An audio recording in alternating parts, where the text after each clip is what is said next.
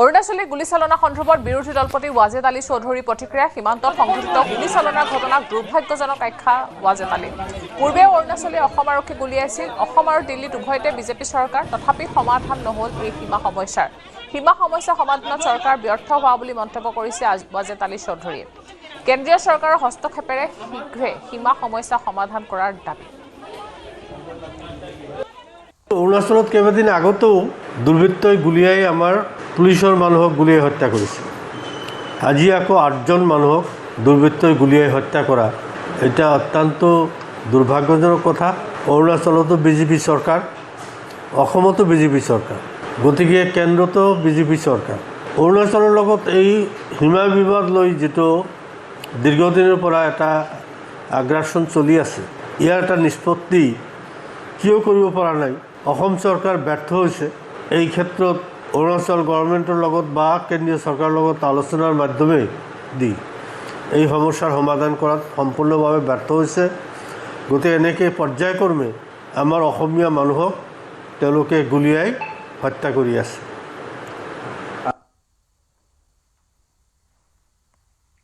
জুবিন ক্ষেত্ৰৰ পৰিদৰ্শন মুখ্যমন্ত্ৰী ডক্টৰ হিমন্ত বিশ্ব শৰ্মাৰ জুবিন ক্ষেত্ৰৰ নিৰ্মাণ কাৰ্য অগ্ৰগতিৰ বুজ ল'লে মুখ্যমন্ত্ৰীগৰাকীয়ে বিভাগীয় বিষয়া অভিযন্তাক লগত লৈ নিৰ্মাণ কাৰ্য পৰিদৰ্শন মুখ্যমন্ত্ৰী অক্টোবৰ নৱেম্বৰৰ ভিতৰত চৌহদৰ দেৱালৰ কাম সম্পূৰ্ণ কৰিবলৈ নিৰ্দেশ দিয়ে মুখ্যমন্ত্ৰীয়ে শীঘ্ৰে জুবিন ক্ষেত্ৰৰ নিৰ্মাণ হ'ব মুকলি মঞ্চ আৰু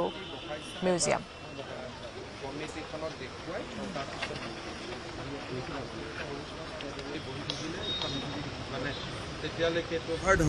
গতিকে তলটোতো ফ্লোৰ হ'ব সেইকাৰণে তুমি য'ত এৰিয়া আমি কৰি এৰিয়া ৱাইজ লেণ্ডস্কেপিং মানে গোটেই জেগাটো একে লেণ্ডস্কেপিঙত নহয় ধৰা এই জেগাত অপেন এয়াৰ ষ্টেডিয়ামখন মানে অপেন এয়াৰ থিয়েটাৰ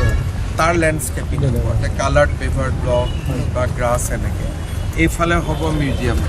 যিমানখিনি মিউজিয়াম তেতিয়াহ'লে মিউজিয়াম হ'লে মিউজিয়ামৰ জেগাখিনিতো কাভাৰ্ড হ'ব গতিকে তলটোতো ফ্লোৰ হ'ব সেইকাৰণে তুমি জোনিং কৰি লোৱা জেগাটো ইয়াত আমাৰ 10 বিঘা মাটি আছে পাহাৰটোতো আমি নোচোঁ পাহাৰটোত কিন্তু উঠি যাব পৰা ৰাস্তা দিবা মানে যাতে এটা বাবা ভাগিনা তোৰ কাৰণে তোৰ ফটো উঠিবতো মই ইয়াত আহিলোঁ ভাই ক'ত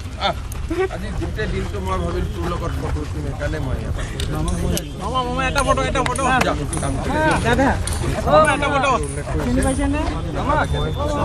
মহিলাখিনিয়ে পইচাটো পালে নে নাই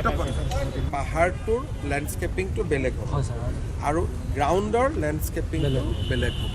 আৰু গ্ৰাউণ্ডত ক'ত কি বহাইছা এবাৰ কমিটিখনক দেখুৱাই তাৰপিছত মোক দি কৰিলে আৰু এটা সৰু অফিচ এটাও দিবা মানুহ আহি পেলাই বহিবৰ কাৰণে আমাৰ লেণ্ডস্কেপটো কৰিলে আমাৰ ৱালৰ পৰা এৰাউণ্ড 20 মিটাৰ এৰিয়া আমি পাৰ্কিঙৰ কাৰণে এৰিছোঁ জুবিন ক্ষেত্ৰৰ কাম কাজৰ যিমানখিনি আগবাঢ়িছে তাৰ এটা পৰ্যালোচনা কৰিলোঁ আমাৰ PWDৰ কমিশ্যনাৰ ছেক্ৰেটাৰী চব আহিছে আমি খুব সোনকালে ৱালখন কমপ্লিট কৰি